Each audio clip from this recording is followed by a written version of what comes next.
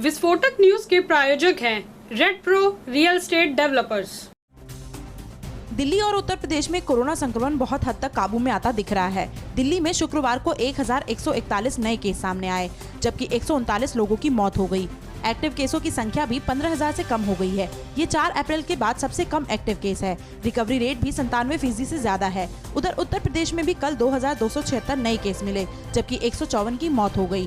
राज्य में recovery rate करीब 96% हो गई है। दिल्ली में कोरोना संक्रमण को काबू में होता देख मुख्यमंत्री अरविंद केजरीवाल ने अब धीरे धीरे लॉकडाउन को खोलने की प्रक्रिया को शुरू करने का ऐलान किया है। दिल्ली में सोमवार यानी 31 मई से चरणबद्ध तरीके से लॉकडाउन हटाया जाएगा। पहले चरण में फैक्ट्री और कंस्ट्रक्शन साइट को खोला जाएगा। उन्होंने कहा कि ऐसा ना हो कि लोग कोरोना से तो बच जाए लेकिन भुखमरी से मर जाए। केजरीवाल ने ये भी कहा कि अगर लोग लापरवाह हुए तो हालात फिर बिगड़ सकते हैं। देश विदेश में कोरोना के हालात को देखते हुए सरकार ने अंतर्राष्ट्रीय उड़ानों पर प्रतिबंध को जारी रखने का फैसला किया है। DGCA के ताजा नोटिफिकेशन के मुताबिक अंतर्राष्ट्रीय उड़ानों पर अब 30 जून 2021 तक प्रतिबंध जारी रहेगा। पिछले महीने ही प्रतिबंध को 31 मई तक के लिए बढ़ाया गया था। हालांकि कार्गो सेवा के साथ दूसरी इमरजेंसी सेवाओं पर रोक नहीं होगी।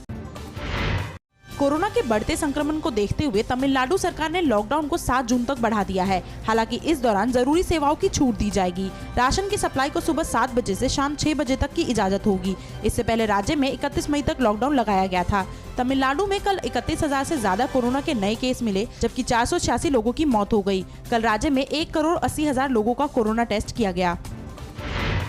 कोरोना काल में सबसे ज्यादा परेशानी कोरोना नहीं, दूसरी बीमारियों से ग्रस्त लोग हैं और संक्रमण के डर से अस्पताल जाना नहीं चाहते। ऐसे मरीजों के लिए केंद्रीय स्वास्थ्य एवं परिवार कल्याण मंत्रालय की ई-संजीवनी मोबाइल ऐप काफी मददगार साबित हो रही है। स्वास्थ्य मंत्रालय के अनुसार अब तक इस प्लेटफॉर्म पर 55,36,000 से ज्यादा कंसल्टेशन किया जा चुका है। 7 दिन चलने वाली इस OPD वाले प्लेटफॉर्म पर देश भर के कुल 18,200 डॉक्टर हैं।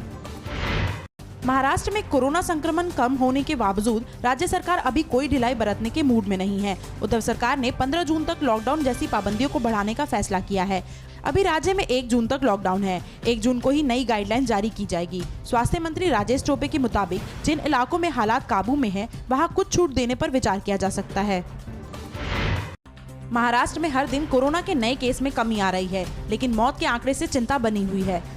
शुक्रवार को राज्य में 20,740 कोरोना के नए केस मिले, जबकि 973 लोगों की मौत हो गई। कल 31,000 से ज्यादा लोग ठीक होकर घर लौटे।